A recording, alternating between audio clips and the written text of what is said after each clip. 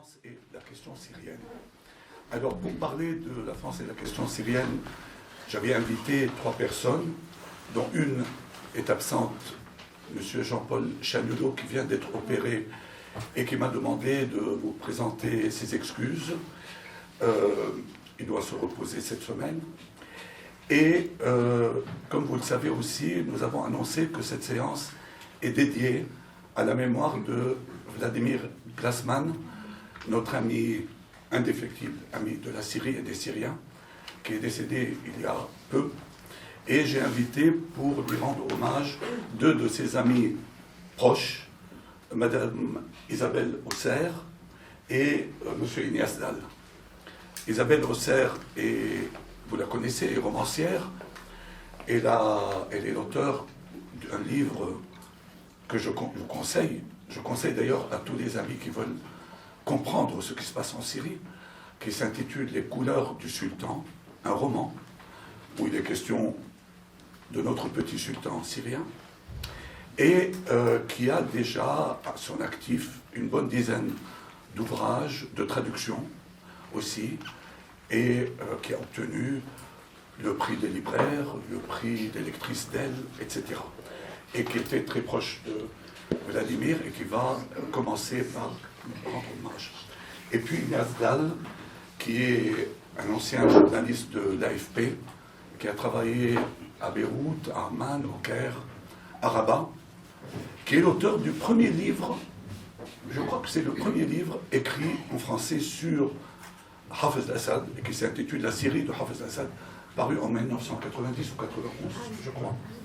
Et puis qui a écrit 2 livres sur le Maroc, l'un qui s'intitule Les 3 rois, l'histoire du Maroc depuis l'indépendance, un deuxième sur Hassan II, entre tradition et modernité, paru en 2011, et dernièrement, en 2014, sur la Ve République et le monde arabe. Alors, mais au début, pour parler du sujet de la Syrie et de la France et la Syrie, j'ai invité Manon Nour-Tanous, qui est doctorante, qui présente sa thèse dans quelques jours sur brillante thèse sur Chirac et la Syrie, et qui a présidé à l'édition d'un livre intitulé « Le monde face aux révolutions arabes », paru en 2012. Et puis, j'ai invité Denis Siffer, qui est le directeur de Politis, grande figure de la gauche intellectuelle et médiatique française, et qui va nous parler essentiellement de la gauche française et de la question syrienne et de tous les problèmes autour de la mobilisation de la gauche en ce qui concerne la Syrie. Denis Siffer a écrit un dernier, la mobilisation et la démobilisation, bon, et qui, son dernier livre porte sur les campagnes médiatiques israéliennes en France. Les dernières, je crois que le dernier est paru aux éditions de la Découverte en 2013. 12 2010. 10, bon. Voilà. Alors, on va commencer par l'intervention. Je voudrais associer à cet hommage en l'honneur de Vladimir, Viviane, qui se trouve dans la salle, avec laquelle il formait un couple très uni. Avec elle, il a élevé 2 enfants dont ils peuvent être fiers. Avec elle, il s'était réjoui dès les premiers jours de la révolution syrienne. Avec elle, il avait combattu l'esprit mauvais qui voulait transformer cette révolution en guerre civile aux yeux de l'opinion internationale. Avec elle, enfin, il a lutté contre le mal qui l'a emporté. Nous, qui nous sentons tous orphelins de Vladimir, pensons à ce que peut être le chagrin de Viviane et de ses enfants depuis le 21 août. Vladimir était l'un de ces hommes rares qui allie à une immense culture une bonté et une générosité sans faille. Y a-t-il une parcelle de cette Syrie, aujourd'hui ruisselante de sang, qu'il ne connaissait pas? Y avait-il un épisode de son histoire au cours des 100 dernières années, et peut-être au-delà, qu'il ait ignoré? Si vous l'interrogiez sur un individu dont vous aviez entendu prononcer le nom, non seulement il le connaissait et corrigeait votre prononciation défaillante, mais à la manière syrienne, il savait vous dérouler toute sa généalogie. Vladimir, qui portait un prénom russe et un nom germanique, aurait dû s'appeler Vlad al-Souri, dont il portait en lui ce pays et ce peuple. Cet amour pour ce pays de douceur et d'austérité mêlée, terre où se déploient les champs les plus fertiles et les déserts aux troublantes couleurs, Vladimir voulait le partager avec ses amis. À ceux qui, séduits par le pays et son peuple, s'aveuglaient délibérément sur le régime qui le maintenait assujetti, il essayait d'ouvrir les yeux. Aux autres, que la haine du régime empêchait de voir au-delà des apparences, il montrait qu'il y avait tout un peuple, tapi dans l'ombre, attendant le moment propice pour se redresser. Dès les premiers jours de la Révolution, il s'est lancé dans la bataille avec ses armes à lui, son extraordinaire mémoire, sa culture syrienne à nulle autre pareille, sa plume pleine de verve et de combativité, et par-dessus tout, son âme de juste. Il a vraiment fallu cette terrible maladie pour user son énergie et le faire taire. Si la France est restée en Europe une voix ferme contre la dictature d'Assad, je parle du gouvernement, si elle n'a jamais cessé de dénoncer ces actes barbares, c'est aussi grâce à Vladimir. Son blog était lu, relu, commenté et cité. Grâce à ses tweets informatifs, acérés et souvent ironiques, plus de 21 000 en 4 ans, il a servi de passerelle entre les Français de bonne volonté, mais non arabophones, et la révolution syrienne.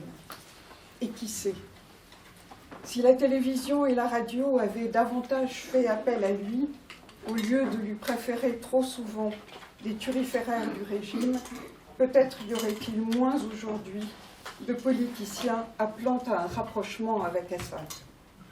À tout cela, il a consacré une incroyable énergie, celle qu'il aurait dû employer à lutter contre le cancer. Chacun d'entre nous, j'en suis sûre, peut citer un témoignage de l'abnégation de Vladimir. Pour ma part, je n'aurais pas réussi à mener à bien mon roman sur Assad sans la gentillesse indéfectible, avec laquelle il répondait à mes questions, même les plus farfelues. Il a relu chaque page, alors qu'il avait tellement mieux et tellement plus urgent à faire. Vladimir croyait en la Syrie. Il croyait en sa révolution.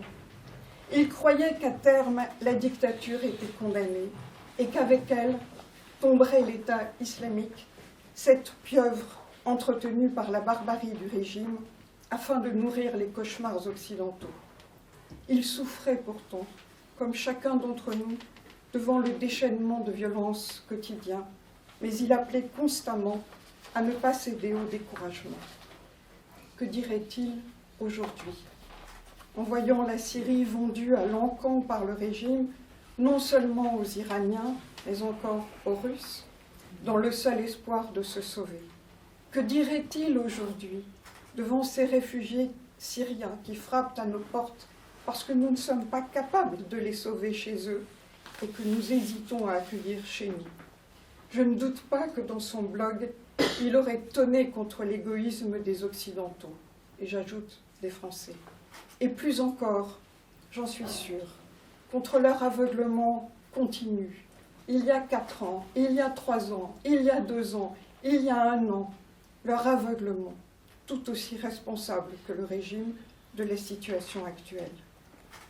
Vladimir était notre boussole, et nous puisions du réconfort dans sa foi en la Syrie. Il a été happé par la nuit, nous laissant seuls, mais non démunis, puisqu'il nous a montré la voie à suivre et qu'il nous a donné jusqu'au bout une leçon de courage et d'élévation. Merci beaucoup. Et Nathan, qui était aussi un ami de Vladimir et qui était la personne qui a travaillé avec lui les derniers mois de sa vie, qui a échangé avec lui. Et il y a un livre qui va paraître dans 2 mois, je crois, au mois de janvier, qui est signé de Vladimir Glassman et d'Ignace Dahl sur la Syrie, où il y a la quintessence un peu de ce que pensait Vladimir, repris par Ignace et prolongé aussi par des entretiens, par des rencontres avec des personnes concernées par l'affaire syrienne. Donc Ignace va prolonger le propos d'Isabelle. Voilà, c'est en travaillant donc sur la Syrie, là, pour mon livre La 5e République et le monde arabe, que j'ai fait la connaissance il y a 3 ans à peu près de Vladimir, qui m'a... j'avais été il y a 25 ans, quand j'étais à l'AFP, interdit de séjour en Syrie pour des dépêches qui avaient profondément déplu au régime syrien. Des informations que mon ami Michel Seurat m'avait données à l'époque. Donc j'avais dû un peu abandonner cette région. J'avais beaucoup travaillé sur le Maroc par la suite. Et quand j'ai retrouvé Vladimir pour mon livre, il m'a remis dans le bain et je pouvais difficilement trouver meilleur professeur pour ce sujet. On a donc travaillé pendant... je vous parlerai un petit peu du livre après. Si vous voulez, lui s'est occupé essentiellement de tout ce qui concerne la Syrie, les acteurs régionaux, c'est-à-dire la Turquie, l'Iran, un peu le Liban, etc. Moi, je me suis occupé davantage des acteurs internationaux, c'est-à-dire la Russie, les États-Unis. J'ai été faire des interviews qu'il ne pouvait plus faire à la fin parce qu'il était fatigué. Et à chaque fois, je lui faisais part de ce que nous avions fait. Il relisait ou il écoutait les bandes. Il me donnait son opinion et on avançait comme ça. Bon, pour revenir à notre première rencontre et aux relations franco-syriennes, Vladimir m'a d'abord parlé de Jacques Chirac, que Bachar a profondément déçu. Je pense que vous en parlerez beaucoup mieux que moi. On ignore par exemple généralement en France que 2 hauts fonctionnaires, Jacques Fournier et Sophie Bechter, en 2001 ont passé plusieurs mois à Damas pour préparer une réforme de la fonction publique et de la justice. Bachar n'en a retenu que quelques miettes et les 2 rapports ont été mis au placard. D'après Vladimir, le rapport sur la justice n'a même pas été traduit en arabe. La nomenclatura syrienne était opposée à ces réformes et Farouk al-Shara a dit qu'il déplorait que la Syrie laisse la France regarder sous ses tapis. Voilà. Dans ses mémoires, Chirac dit que déjà en mai 2001, il ne reste plus rien de l'espoir d'ouverture, que Bachar est enfermé dans son système de pouvoir et préoccupé de ses seuls intérêts personnels, familiaux et communautaires. Vladimir m'a aussi expliqué que la détérioration des relations entre la France et la Syrie ne datait pas de l'assassinat de Rafik Hariri, mais avait commencé avant, à l'occasion de la guerre en Irak en 2003. La France et la Syrie, même si elles avaient travaillé la main dans la main au Conseil de sécurité pour empêcher les Américains d'avoir un blanc-seing de l'ONU, ont aussitôt, après la victoire, divergé. Le régime syrien a eu peur d'être le suivant sur la liste des néoconservateurs américains et les Syriens ont décidé de tout faire pour pourrir la vie des forces américaines en Irak. Les Français, qui avaient sans doute beaucoup à se faire pardonner, pensaient, eux, qu'il valait mieux que les États-Unis gagnent aussi la paix après avoir gagné la guerre Donc pour Vladimir, ce moment de l'histoire syrienne, où le régime a libéré des centaines d'islamistes pour les envoyer en Irak, préfigurait ce qu'ils allaient faire une petite dizaine d'années plus tard, en libérant à nouveau plus d'1 millier de djihadistes pour servir d'épouvantail. Comme vous le savez, la fin de l'ère Chirac, avec l'assassinat de son ami Hariri, considéré par les Syriens comme responsable de la résolution 1559, puis les entraves apportées aux mesures d'assainissement économique réclamées au gouvernement libanais lors du sommet de Paris II, se passent mal. Arrive donc Nicolas Sarkozy. C'est peu dire, écrit Vladimir dans une longue analyse publiée dans Afrique du Nord, Moyen-Orient, une revue de la documentation française, que la ligne aussitôt adoptée à l'égard de Damas par Sarkozy a constitué pour les Syriens une divine surprise. Certes, ils avaient la conviction que rien ne pouvait leur arriver de plus fâcheux que ce qu'ils avaient connu durant les dernières années du second mandat de Chirac. Mais ils ne s'attendaient pas à une telle volte-face de la part de son successeur, issu de la même famille politique. L'égaliste Vladimir évoque les raisons guidant les choix de Sarkozy, qui ne se limitent pas à sa volonté de se démarquer des choix de son prédécesseur, mais aussi son ambition de permettre à la France de récupérer dans la région des positions politiques et une influence diplomatique perdue. Sans oublier, dit-il, un peu perfidement, le désir de répondre favorablement aux suggestions de l'émir du Qatar, qui s'était montré très coopératif lors de la libération des infirmières bulgares. Vladimir reconnaît aussi à Sarkozy le mérite d'avoir permis l'élection de Michel Sleiman et l'ouverture des ambassades de Syrie et du Liban à Beyrouth et Damas. Ceci grâce à une invitation à siéger le 14 juillet dans la tribune présidentielle. Vladimir reproche cependant à Sarkozy, qui ne connaissait pas bien le monde arabe, d'avoir été trop vite en besogne.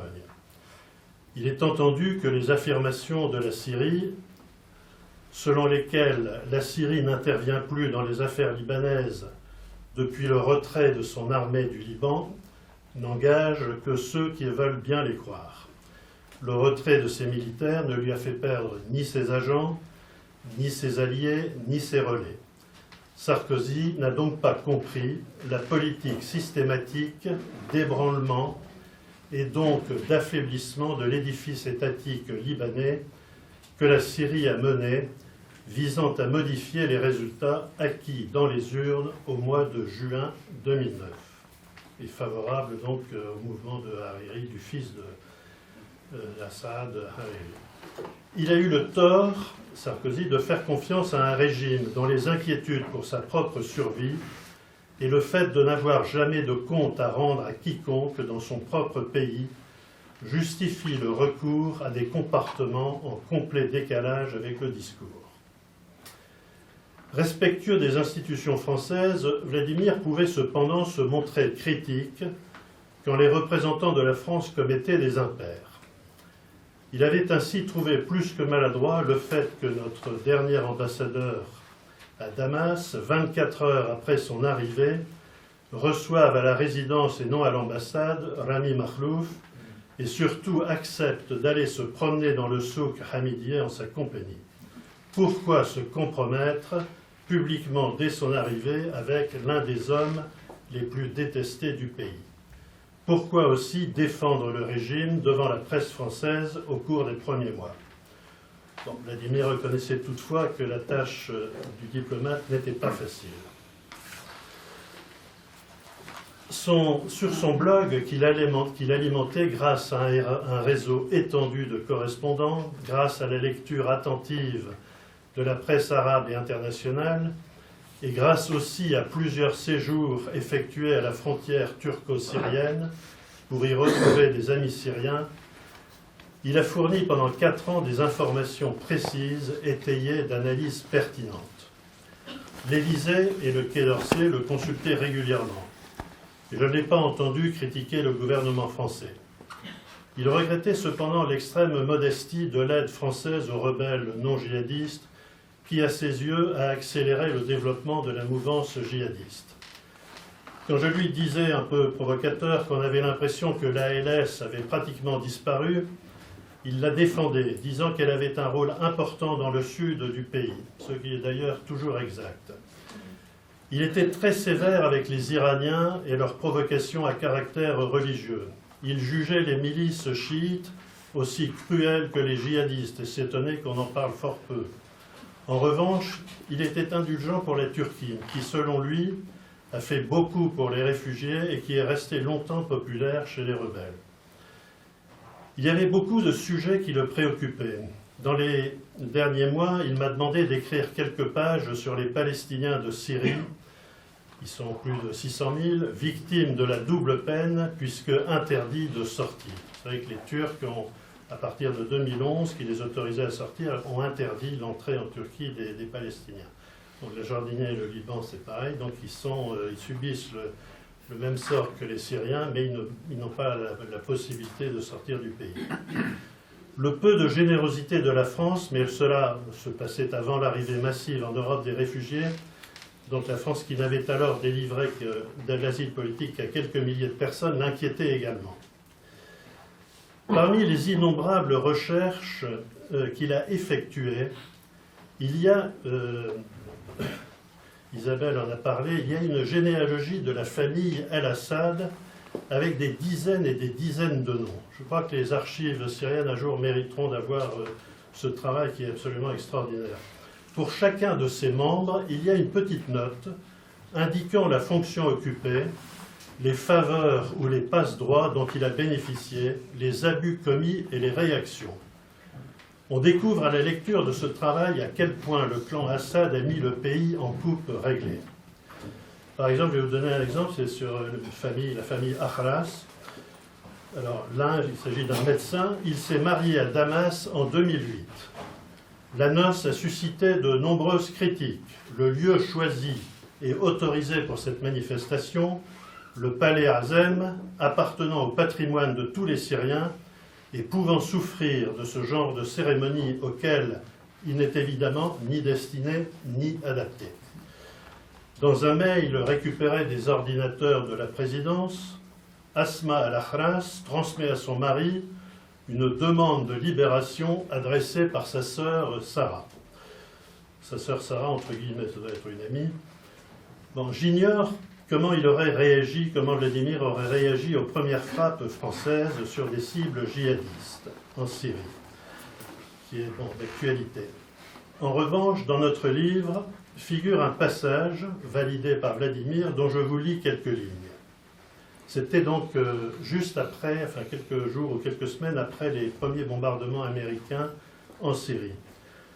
Ce qui choque profondément de nombreux Syriens depuis cette époque, et dont les Occidentaux n'ont malheureusement pas conscience, c'est que l'aviation loyaliste, enfin entre guillemets, continue ses bombardements sur le territoire syrien, parfois à proximité des zones frappées par la coalition. Bachar el-Assad ne donne évidemment pas pour mission à ses appareils de bombarder eux aussi les positions, les colonnes ou les rassemblements de l'État islamique, qui n'a jamais été son véritable ennemi. Il laisse ce travail aux forces de la coalition qui prétendent s'en charger. Il ordonne en revanche à ses pilotes de poursuivre leurs agressions à coups de barils de TNT, de gaz au chlore, de bombes à fragmentation, de bombes aérosols ou de bombes à sous-munitions sur leurs cibles habituelles, les villes et les villages des régions libérées. Leur population, la chose est connue, n'est composée que de terroristes, les forces coalisées ne réagissant pas, ne le mettant même pas en garde et ne cherchant surtout pas à prévenir ses interventions, aussi meurtrières soient-elles, il poursuit son manège. Je vous remercie. Merci. Il a aussi accordé de son temps avec une infinie gentillesse pour mes recherches, et comme à beaucoup d'entre nous. Pour parler de la France et de la Syrie, je voudrais commencer par une citation. C'est la suivante. Certains esprits haineux voient dans la destruction de la Syrie une belle victoire en perspective pour la politique française. Je suis en mesure d'affirmer que l'influence française dans le Proche-Orient ne survivra pas à la ruine de notre pays. Cette citation, qui peut sembler actuelle, est de Jamil Mardambé, date de 1939. Et elle a pour moi l'objectif de montrer que l'interdépendance entre la France et la Syrie s'inscrit dans le temps long. Et c'est ce que je vais essayer de montrer dans les quelques minutes qui me sont imparties. La politique française envers la Syrie oscille en fait depuis l'arrivée au pouvoir du Baas entre deux principes opposés. D'un côté, on a une confiance, enfin on essaye de maintenir des relations avec les dictateurs amis au nom de la stabilité. Et de l'autre, de par les agissements de ces dictateurs père et fils, s'instaure une méfiance envers ces régimes. Alors c'est particulièrement frappant pendant la présidence de François Mitterrand. On se souvient que les premières années de sa présidence ont été marquées par l'assassinat d'un ambassadeur, Louis Delamarre, à Beyrouth, un ambassadeur français, par l'attentat de la rue des Rosiers en 1982 à Paris. Et François Mitterrand disait se faire peu d'illusions sur la Syrie, qui lui envoyait par le même courrier des messages extrêmement amicaux et des équipes chargées de préparer des attentats. Ceci ne l'a pas empêché d'effectuer une visite à Damas en 1984, quelques années plus tard, et de déclarer à côté du président syrien Hafez al-Assad que si ce dernier lui affirmait qu'il n'avait rien à voir dans l'atteinte aux intérêts français, il n'avait pas de raison de mettre en doute sa parole. Même chose sous Jacques Chirac, avec évidemment des caractéristiques différentes, mais le désintérêt pour la politique interne en Syrie est le même. La Syrie d'Assad vaut avant tout pour sa position régionale. On le voit au moment de la succession syrienne en 2000, lorsque la France parraine le passage de pouvoir entre Hafez al-Assad et son fils, au nom de la stabilité, pensant également que ce saut de génération pourrait provoquer une évolution du régime, et pensant aussi barrer la route à d'autres forces susceptibles de prendre le pouvoir. À l'époque, lorsque l'on lit les archives françaises, les craintes portent surtout sur les frères musulmans et sur d'autres membres du clan Assad, en particulier Rifat, l'oncle de Bachar. Donc la Syrie présente un intérêt majeur pour la France. Sous Chirac et sous Sarkozy, il y a une autre dimension qui est qu'on est dans l'après-processus d'Oslo. Donc les négociations israélo-palestiniennes ont échoué. Et à partir de là, le seul pays avec lequel la paix pourrait avoir lieu dans la région, c'est la Syrie. Donc la France va se concentrer sur le volet syrien ou syro-libanais des négociations de paix avec Israël. Bill Clinton, à l'époque, fait le même pari, de se concentrer sur le régime syrien, sur ce volet de la paix. Et donc, il va y avoir une sorte de concurrence symbolique entre la France et les Américains, à savoir à qui parviendra à conclure cette paix au Proche-Orient. Troisième intérêt, et qui nous approche de la période actuelle, c'est l'intérêt économique. Monsieur Dalle a évoqué les tentatives de réforme engendrées par Jacques Chirac dans les années 2000-2003, réforme administrative. Il y avait aussi à la même époque une réforme du ministère des Finances syrien, en tout cas des rapports qui devaient servir de support à cette réforme. Avec la mission économique de Damas, cela s'est poursuivi et Nicolas Sarkozy a cherché à développer les relations économiques avec Damas. Ça s'est traduit par 2 visites du vice-premier ministre chargé des relations économiques à Paris en 2008, en 2010. Et ça a permis au Premier ministre français Fillon en 2010, lorsqu'il était en visite à Damas, de dire, je cite, « La Syrie a opéré une révolution économique, passant d'une économie fermée à une économie ouverte sur le monde. » Donc voilà le paysage en 2010 des relations entre la France et la Syrie. Ce qui m'amène à parler de la position française pendant la crise. Lorsqu'éclatent les événements de mars 2011, 2 éléments contradictoires constituent l'arrière-plan de la politique française envers la Syrie. D'un côté, on a cette relance initiée par Nicolas Sarkozy. Jacques Chirac avait tenté de le faire lui aussi en 1996. qui est couronné par la visite de Bachar al-Assad en 2008. Et donc dans ce contexte, malgré l'effort des diplomates sur place, l'intérêt pour la Syrie vaut pour un pays qui a un rôle dans sa région, et ce n'est pas un intérêt pour les Syriens. Dans le même temps, toutefois, en mars 2011, la France a déjà fait l'expérience de la révolution tunisienne à la fin de l'année 2010. Elle a tiré les leçons de son échec à la fois à anticiper et à accompagner cette révolution. Et donc elle est tiraillée entre ces deux pôles, ce qui va faire que pendant les premiers mois de la révolution, sa position oscille et il va y avoir une divergence d'analyse même au sein des décideurs français. D'un côté, donc, on a les diplomates à Damas, le poste diplomatique à Damas, et vous l'évoquiez un peu, dont le rôle est de maintenir ou d'entretenir des relations avec le pouvoir, qui ne voient pas de suite que ces relations vont être un canal d'intoxication et vont provoquer une analyse de la situation qui est erronée. En janvier 2011, l'ambassade à Damas prédit que la Syrie sera préservée des mouvements arabes. De même, les services de renseignement français, en particulier ceux qui s'occupent de la sécurité intérieure, prônent le maintien de relations avec le régime syrien dans la logique de la coopération antiterroriste qui a été initiée depuis le 11 septembre avec des résultats inégaux. En même temps, pourtant, tous les signaux d'alerte s'allument à Paris, au Quai d'Orsay. Le ministère des Affaires étrangères fait son autocritique sur la Tunisie. Il perçoit les manifestations en Syrie comme faisant partie d'un mouvement plus vaste, qu'il ne s'agit plus de rater, du mouvement des révolutions arabes, ce qui permet au ministre des Affaires étrangères, Alain Juppé, en avril 2011, de déclarer à l'Institut du monde arabe « Trop longtemps, nous nous sommes un peu trop limités dans nos contacts aux gens en place ». Par cette déclaration, il réintroduit en fait le facteur peuple dans l'analyse française de la révolution syrienne.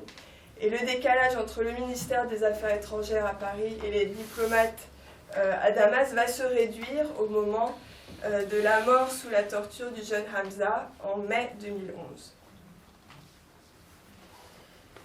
À partir de cette date, un diagnostic commun est posé sur la crise syrienne, à savoir celui de manifestations populaires contre la dictature en place. Pour autant, ça ne va pas permettre tout de suite l'établissement d'une ligne politique claire. Les hésitations vont encore demeurer.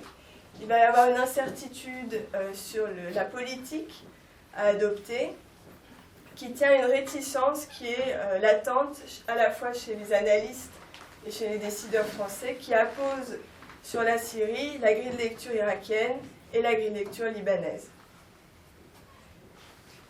Donc, pour ceux qui plaquent sur la crise syrienne ce qui s'est passé en Irak en 2003, la chute de la dictature, eh bien, elle correspond à des massacres, à une instabilité majeure. Ceux-là défendent aussi, réfutent toute intervention occidentale, considérant qu'elle sera forcément source de chaos. Parmi eux, on peut citer Dominique de Villepin, qui a été acteur de la crise irakienne et qui plaque son action en tant que décideur à ce moment-là sur ce qui se passe en Syrie. Pour ceux qui, à l'inverse, s'inspirent de ce qui s'est passé au Liban, la Syrie est une mosaïque de communautés et ils sont tentés d'apposer sur ce schéma syrien la formule TAEF, c'est-à-dire donner à chaque fragment du pouvoir une communauté avec un système de quotas, de postes qui doivent aller à telle ou telle communauté. Et ceux-là vont essayer de faire peser une exigence de représentativité sur l'opposition qui est en train de se former à ce moment-là.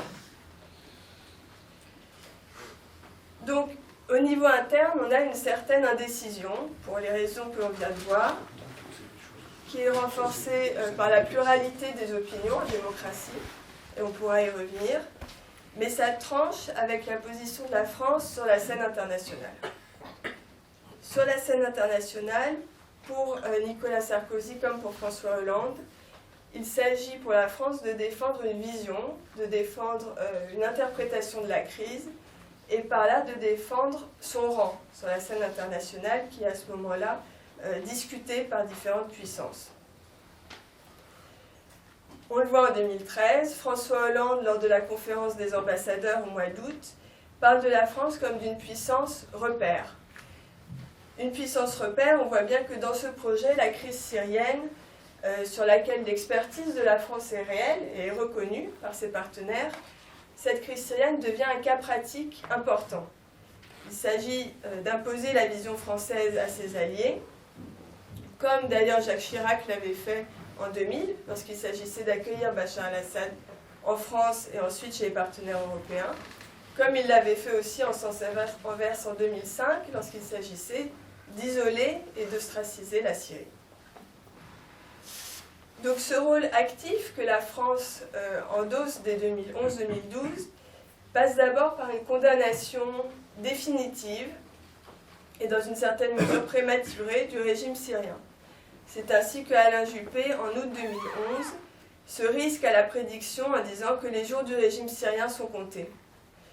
C'est comme ça aussi qu'après l'alternance politique, Laurent Fabius, qui le remplace, déclare en décembre 2012 « Je pense que la fin se rapproche pour M. Bachar el-Assad ». Or, à cette date, à la fin de l'année 2012, l'investissement massif du Hezbollah sur la scène libanaise fait mentir les prédictions françaises, sur la scène syrienne. Pardon. Parallèlement, la France va se concentrer sur un soutien à l'opposition qui est en train de se constituer. Elle souhaite montrer l'existence d'une alternative au schéma binaire qui est proposé par le régime, à savoir moi ou le chaos. Et cela se matérialise tout de suite en octobre 2011 lorsqu'est créé le Conseil national syrien, au sein duquel il figure de nombreux Syriens résidant en France et connus des services diplomatiques français.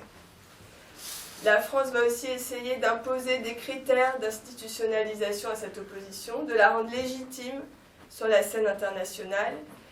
Elle se rend très vite compte que la propagande du représentant syrien à l'ONU, Bachar Jafari, est un pilier essentiel de la communication du régime, et elle va notamment essayer de rendre présente cette opposition, cette coalition, au sein de l'instance onusienne. Alors la tâche n'est pas aisée, puisque les États préfèrent parler à d'autres États, mais elle réussit toutefois, en septembre 2013, à convoquer une réunion qui permet, dans l'enceinte même de l'ONU, de présenter la coalition, de présenter son président à l'époque, Ahmad Jarba, et de proposer un programme, de proposer une alternative. Cette réunion, de nombreux États membres y assistent alors, et c'est un succès relatif. La France, enfin, va essayer d'encourager la démocratisation, le fonctionnement démocratique de l'opposition, ce qui entre toutefois en contradiction avec un autre principe, qui est qu'elle a eu le souci de trouver une personnalité pour incarner l'alternative. Et encourager le roulement des présidences de l'opposition a entravé cette préoccupation. On le voit beaucoup dans les débats parlementaires. À chaque fois que l'on évoque la chute de Bachar el-Assad, on a un parlementaire qui s'exclame « mais pour le remplacer par qui ?»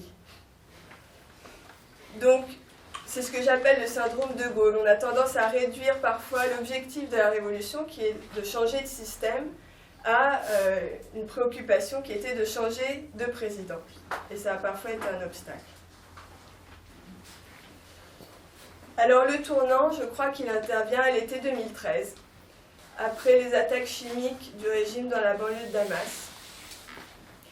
Ligne rouge pour le président Obama et qui n'a pas provoqué de réaction de la communauté internationale. C'est un tournant dans la politique française pour deux raisons. Tout d'abord, l'expertise française que j'évoquais tout à l'heure, qui est réelle, a été écartée au profit d'un accord américano-russe qui a laissé bien seule la France et ses préparatifs de riposte. Ensuite, cette non-réaction a permis l'amplification du phénomène djihadiste, qui est devenu l'ennemi numéro 1, à la fois des Russes et des Américains, laissant la France isolée dans son discours ni-ni. À partir de là, la politique française est devenue orpheline. Elle n'a pas su convaincre la Russie, mais elle a eu à peine plus de succès auprès de ses alliés, On sait, en parlant aux diplomates français, que les différentes résolutions proposées par la France à l'ONU étaient amendées et étaient allégées par les Américains avant même d'être proposées aux Russes. La France semble exclue du jeu, et il y a une proposition significative, un peu marginale par rapport à la crise syrienne, mais qui me semble intéressante. C'est à ce moment-là, au printemps 2013, que la France a relancé un débat sur la réforme de l'utilisation du veto à l'ONU. Constatant que les Russes et les Chinois apposaient leur veto à chaque fois qu'une résolution un peu ferme allait être adoptée, elle propose que ce veto ne puisse pas être posé à chaque fois qu'il était question d'un crime de masse. Alors la réforme était évidemment peu probable, elle n'a pas abouti, mais elle révèle une posture, elle révèle que la France n'a plus sa place dans le jeu et qu'elle essaye dès lors d'en changer les règles. Alors, pour terminer aujourd'hui, eh bien aujourd'hui le discours est maintenu. C'est ce que disait Madame Auxerre. Le discours est maintenu. Le président Hollande fait à juste titre au moment des attentats de janvier 2015 le lien avec l'inaction en Syrie. Il considère le régime syrien comme étant à la fois producteur du djihadisme et des réfugiés, de l'afflux de réfugiés en Europe. Et en cela, il gêne profondément Russes et Américains, plus prompts à trouver un accord qui pourrait se concentrer uniquement sur la lutte contre Daesh et laisser le régime syrien en place. La France est donc écartée d'une solution. Sans alliés, son discours échoue à être le support d'une politique plus large. Elle est réduite dans une politique à la fois réactive et émotive. Et on l'a vu lorsque le président François Hollande a annoncé les survols de reconnaissance au-dessus de la Syrie. Il a invoqué 3 événements: l'attaque dans le Thalys, les destructions du site de Palmyre et les images du corps de cet enfant sur les plages turques. Ces 3 événements ont ému l'opinion française et lui s'en est saisi dans une posture de réaction pour l'opinion.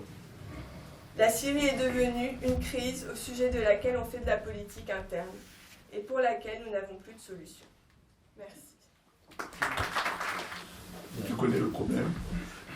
Vous savez, je dois vous dire, Politis est l'un des périodiques français qui a été les plus stables, les plus constants dans son soutien aux révolutions arabes, y compris à la révolution syrienne.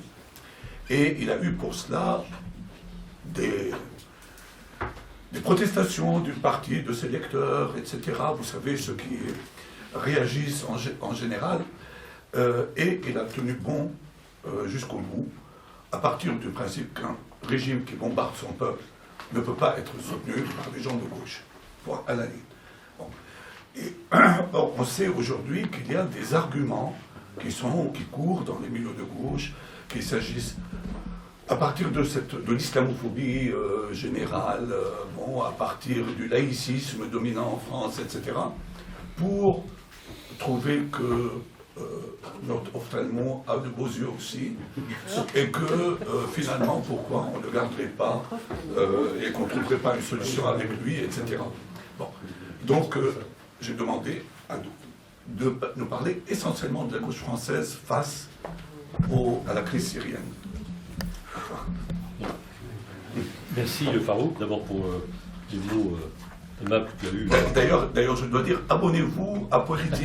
Abonnez-vous tous à Politis. Voilà. Je n'aurais pu le dire. Oui, merci pour les mots aimables que tu as eus à mon endroit et à l'endroit de mon journal. Et je crois en même temps peut-être que tu me places dans une situation un peu difficile, mais je l'assume totalement parce que je vais dire du mal de certains de mes amis. Mes amis de cette gauche, quelquefois qu'on appelle d'ailleurs la gauche de la gauche, dont j'approuve et je partage les opinions quand il s'agit de la société française, mais dont les positions me révoltent quand il s'agit de la Syrie.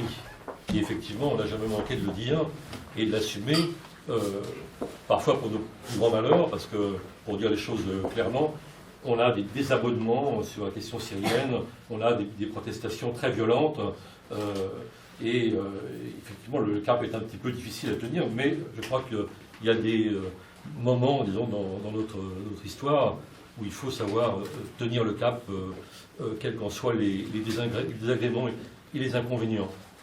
Alors tout à l'heure, quand tu as présenté cette soirée, tu as parlé de la mobilisation et de la démobilisation, et j'ai entendu que quand tu as dit mobilisation, il y a eu des mouvements divers dans la salle, parce que hélas, effectivement, la mobilisation est extrêmement faible, mais je crois que ce n'est pas simplement parce que les Français et la gauche française se désintéressent de la question syrienne, c'est parce qu'elle est profondément divisée sur la question syrienne.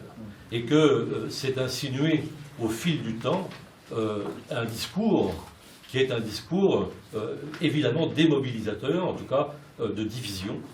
Et il ne faut pas aller chercher plus loin, la raison pour laquelle beaucoup de mes amis, peut-être de vos amis aussi, sont dans le meilleur des cas perplexes, n'y comprennent plus rien. C'est pas clair, c'est tellement confus, on ne cesse de dire que c'est de plus en plus confus, et par conséquent, comment aller manifester contre la confusion. C'est jamais simple. Et c'est malheureusement là qu'on en est aujourd'hui.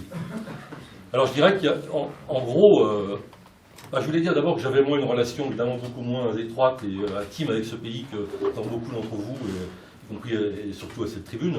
Je le connais, j'y suis allé plusieurs fois, j'ai un fils qui a enseigné pendant 1 an et ça m'a donné l'occasion de participer à des réunions avec lui jusqu'en septembre 2010, quand j'étais à Damas, où j'étais terrorisé avant la terreur, si j'ose dire, en pensant qu'on ne pouvait pas parler, de faire ce genre de réunion. J'ai assisté, en effet, avec des gens très forts qui ne craignaient pas de dire les choses et de dire leur hostilité au mépris de la police et du risque. Et j'ai trouvé vraiment là un pays, disons, orgueilleux, avec une identité forte, qui m'a beaucoup séduit. Je ne savais pas, évidemment, que quelques mois plus tard exploserait cette révolution. Alors, oui, je disais qu'en fait, il y a probablement 2 lectures, pour parler très schématiquement, et je vais forcément parler schématiquement, qui s'opposent sur cette tragédie. Il y a une lecture que je qualifierais de syrienne, et pas seulement parce qu'elle est le fait des Syriens, mais c'est aussi, je crois, la lecture que nous avons pour la plupart ici, c'est-à-dire une lecture qui considère que la chose majeure, c'est le peuple syrien comme acteur et comme victime de cette tragédie. Et l'autre lecture qui est plus, pour être gentil, je dirais géopolitique, qui considère que finalement la Syrie est une sorte de théâtre d'ombre où s'opposent des puissances étrangères et qui transforme cette lecture les Syriens en ombre finalement, en non-être, disons, dans ce conflit, sans considérer le bilan, sans considérer les épouvantables drames humains que la contre-révolution, la répression a généré. Et alors la première lecture, je ne vais peut-être pas faire très long parce que j'ai l'impression qu'on est quelques-uns à la partager ici, c'est évidemment on part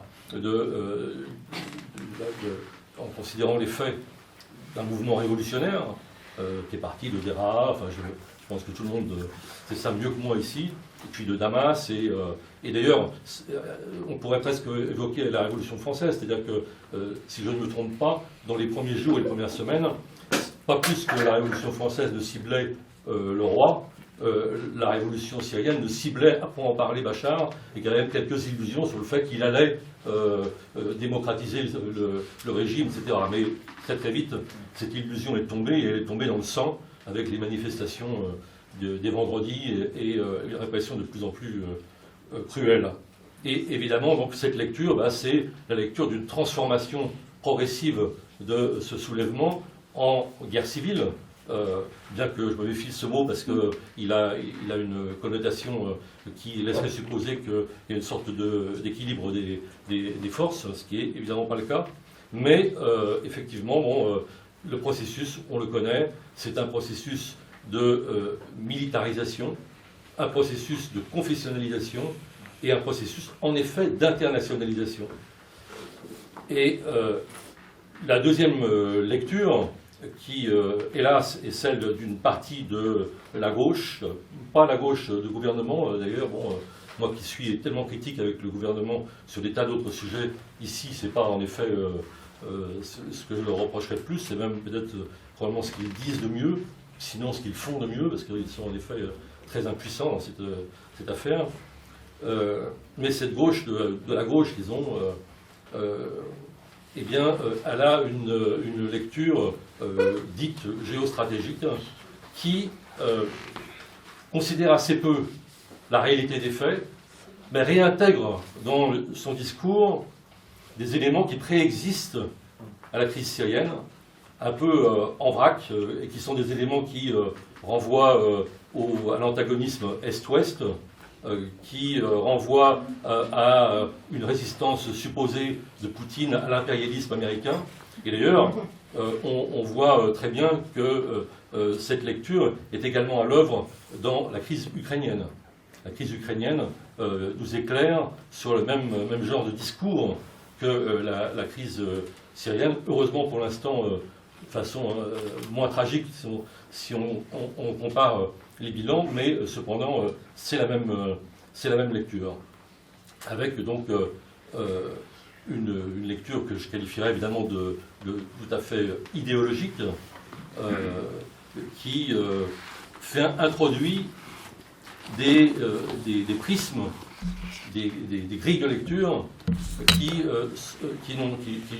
n'ont pas à voir directement avec la crise syrienne. Du moins, eux pensent que ça a à voir.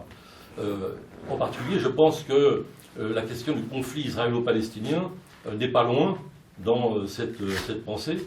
Et bon, on est quelques-uns ici à être très engagés sur la question palestinienne depuis longtemps, mais je ne serai jamais assez engagé, aussi mal engagé pour la question palestinienne, au point de décrypter tous les événements du monde à la lumière de ce conflit.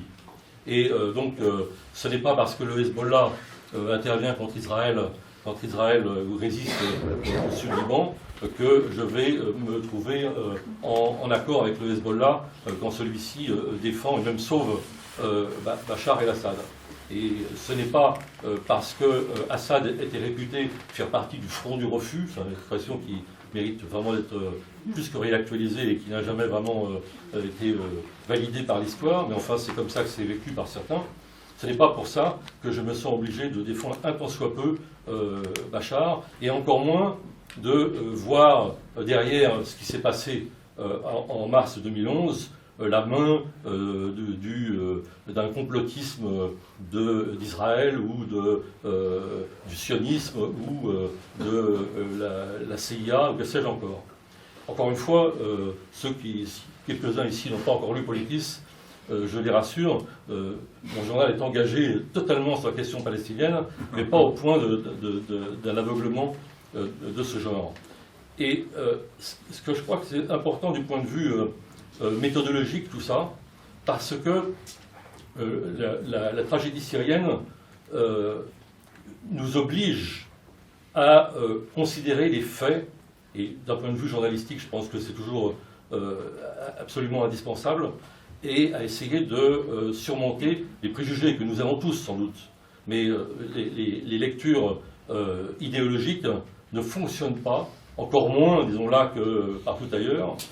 Et donc il faut considérer les faits et ne pas céder à des préjugés qui sont tout à fait à l'œuvre dans un certain discours de certains courants du front de gauche. Hein.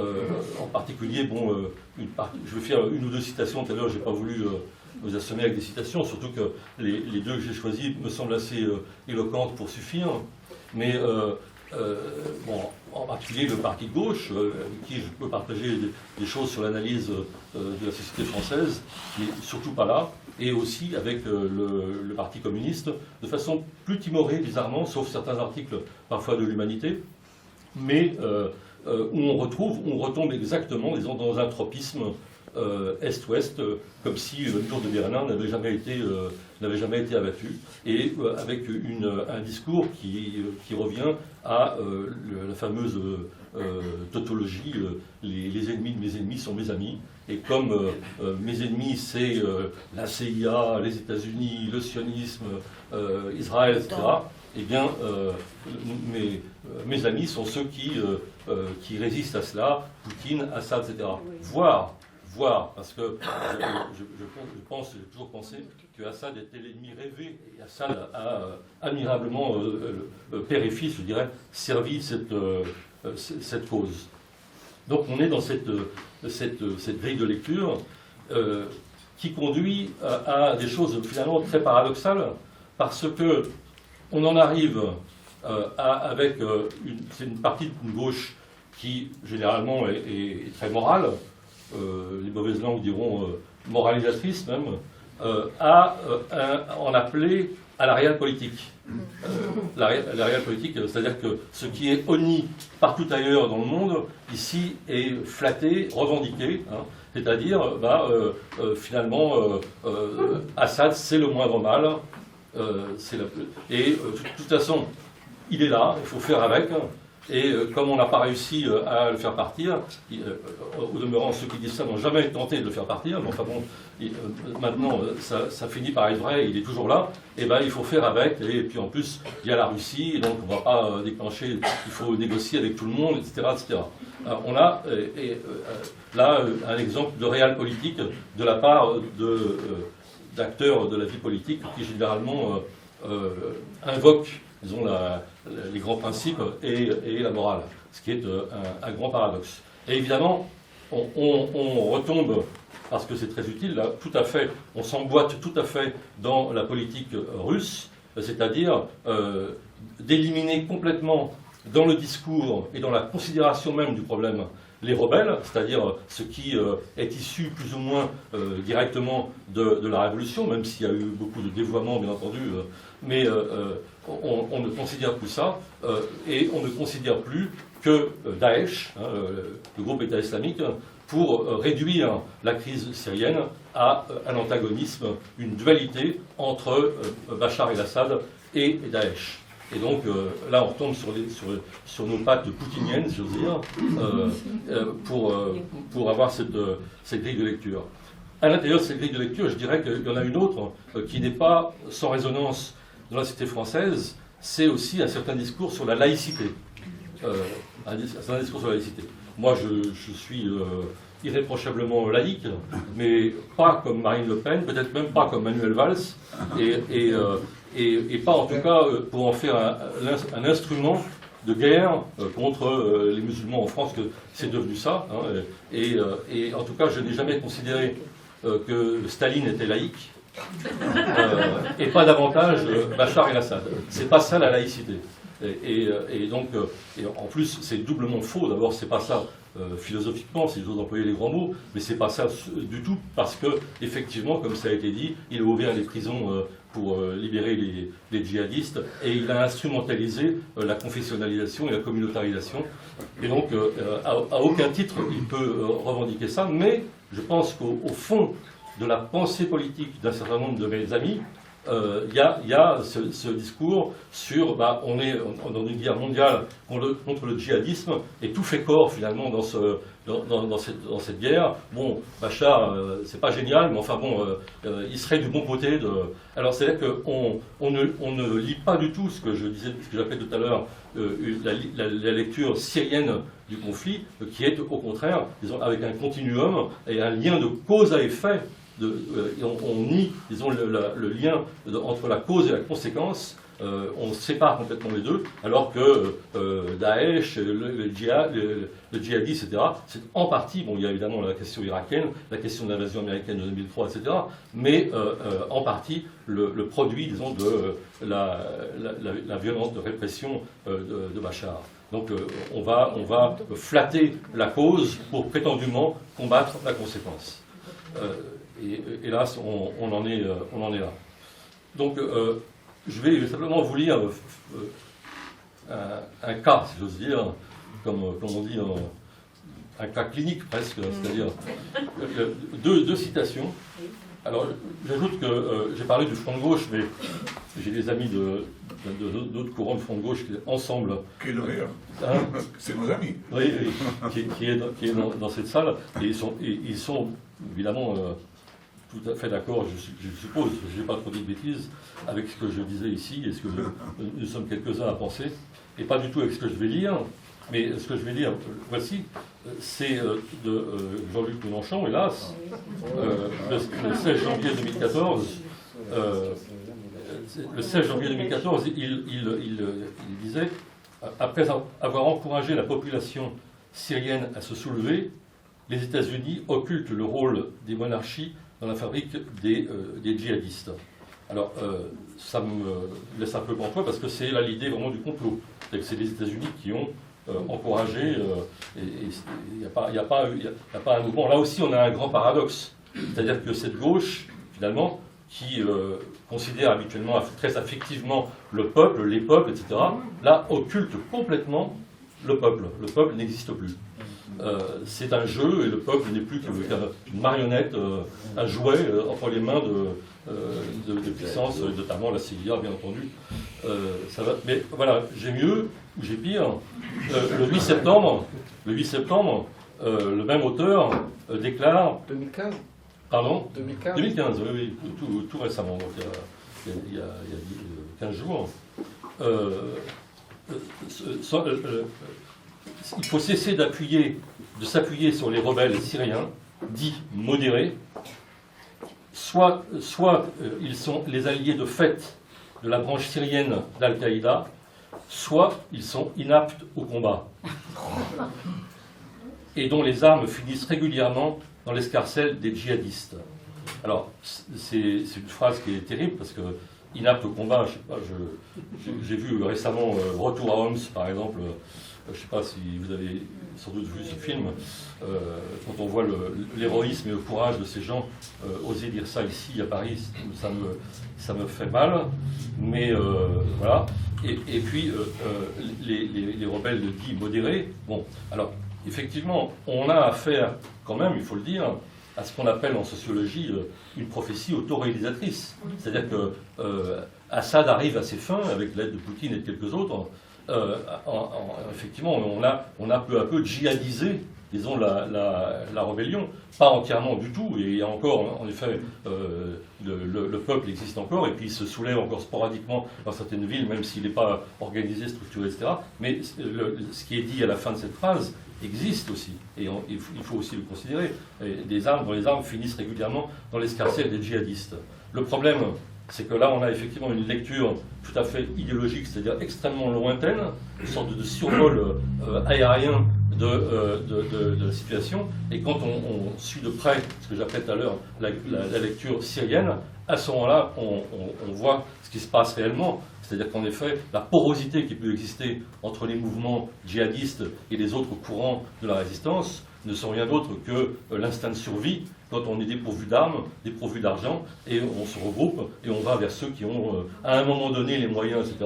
Et un ami, Jean-Pierre Ferry, je peux le citer parce que me disait il y a quelques jours que ses amis d'Alep étaient passés déjà 3 ou 4 fois dans des fronts différents et au gré de ce qu'on leur propose comme arme pour résister et pour survivre. Mais vu d'ici, eh bien, ça tombe dans l'escarcelle des djihadistes, et il y a une sorte de mur entre les djihadistes et les courants modérés, etc. etc. Or, la situation n'est pas du tout aussi figée, elle est en permanence fluctuante, parce que ce sont des situations de survie, et donc là, on a aussi une démonstration de discours idéologique. Alors, voilà ce que je voulais dire. Voilà, j'ai pas amélioré mes relations avec un certain nombre de mes amis. Bon, vous avez été très complet dans les argumentaires.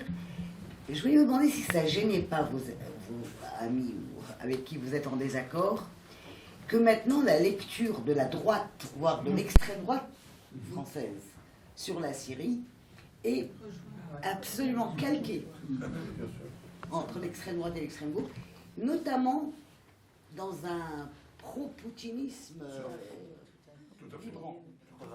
La force multinationale française est à Beyrouth. Il y a une cinquantaine de morts dans un attentat suicide qu'on peut imputer au Hezbollah et qui intéresse la Syrie. Nous avons la mort de Louis Delamarre que vous avez mentionné. On a toutes les raisons d'une grande colère de Mitterrand et de la France vis-à-vis de la Syrie. Et pourtant, il y a ce voyage à Damas qui est une véritable reddition. Et j'aimerais revenir sur peut-être 2 personnes que vous avez évoquées dans votre émission sur France Inter. Enfin, une personne, mais qui, est-ce qu'elles ont eu vraiment un rôle dans cette espèce de reddition de comment on appelle ça, un voyage à Canossa, voilà, qui est en 1984. Alors, la personnalité de Roland Dumas, à l'époque, et la personnalité du ministre des Affaires étrangères, Claude Chesson, également, qui est qu'on pourrait qualifier aussi de gauche de la gauche, et qui a eu tout le temps des positions, disons, assez amènes vis-à-vis de ce type de régime. Et, pour compléter, j'aimerais qu'on m'explique pourquoi, pendant toutes ces années, après ce voyage, alors que même il était persona non grata à Damas, la France a... Alors, pour revenir sur Roland Dumas, dont, en fait, les liens avec la famille Classe sont quand même connus de tout le monde, hein. On peut creuser un petit peu, tout le monde le sait ça, avec Moustapha Classe, ex-ministre de la Défense pendant une vingtaine d'années du régime de Hafez el-Assad. Et pourquoi, donc, dernière partie de ma question, pourquoi est-ce que la France a insisté sur une protection rapprochée de Rifat el-Assad, qui continue en France? Quel a été l'intérêt de la diplomatie française à protéger un tel personnage dont on connaît le rôle dans la répression de février 82 à Hama et de ses 20 à 30 000 morts? Alors j'aimerais savoir quelles sont les raisons officielles ou officieuses qui... Merci. Il y a un an, Henri Laurence et Geneviève Garrigos écrivaient La fabrique des réfugiés, une tribune dans Libération, qui expliquait que le régime fabriquait ces gens destinés à partir et à déstabiliser la région et l'Europe comme il l'avait promis. Et sur l'armement, évidemment, immense faille que Vladimir Glassman vraisemblablement dénonçait également de la politique française, pas assez de soutien. Et on le voit aussi au sein de l'Europe, tu as raison. Je me souviens je pense que c'était en 2012, quand les puits de pétrole sont passés dans les mains de groupes rebelles, l'Europe a pensé que ça pourrait financer l'opposition, que ces groupes-là pourraient les vendre pour financer l'opposition. Et il était évident à ce moment-là qu'il s'agissait de détourner le débat et de ne plus parler de l'armement des rebelles qui, évidemment, ne permettait pas d'arriver à un accord en Europe. Et troisième faille, je pense que c'est l'absence de reconnaissance de l'opposition au niveau de ce qu'on avait fait pour les Libyens. On a toujours une reconnaissance déclaratoire du Conseil national syrien et on n'a jamais érigé cette opposition à un conseil qui pourrait être un conseil de transition. Et là aussi, je pense qu'on n'est pas allé assez loin par rapport à nos déclarations. Sur les années 80, Martin, alors oui, j'évoquais Roland Dumas. Je pense que son arrivée au ministère des Affaires étrangères est déterminante par ses liens avec la région. Quand on lit les archives diplomatiques françaises et qu'il rencontre son homologue syrien, c'est une véritable déclaration d'amour. Même quand il rencontre Hafez el-Assad, ce ne sont que des compliments sur son rôle dans la région, sur le plaisir qu'il a à être accueilli comme ça en Syrie. On sait aussi qu'il faisait des voyages dans la région sans que les ambassadeurs en place en soient informés. Donc il y avait des canaux parallèles qui s'établissaient à ce moment-là. Sur Rifat el-Assad, je crois même qu'il a reçu une décoration sous Mitterrand. Il me semble. Il me semble qu'il a été décoré à cette époque-là, en sachant très bien évidemment ce qu'il avait fait en Syrie quand il était encore en odeur de sainteté. Et la politique française va se maintenir en fait jusqu'à la fin de Mitterrand. On a les accords de Taïf que la France soutient mollement. On a le traité de fraternité avec le Liban dont la France n'est pas très contente mais contre lequel elle ne s'érigera pas. On a la Syrie qui participe à la coalition pendant la guerre du Golfe en 91. Et donc petit à petit, la Syrie se réinsère dans un jeu dans lequel elle trouve toute sa place. Et François Mitterrand la laissera avoir ce rôle-là, par cynisme, par réalisme politique. Et sur la troisième voie, alors la troisième voie, ce sera un peu ambitieux de vous proposer les solutions ici. Je crois qu'il y aura une conférence à l'Institut du monde arabe le 6 octobre, j'ai vu ça sur Internet, consacrée à cette question.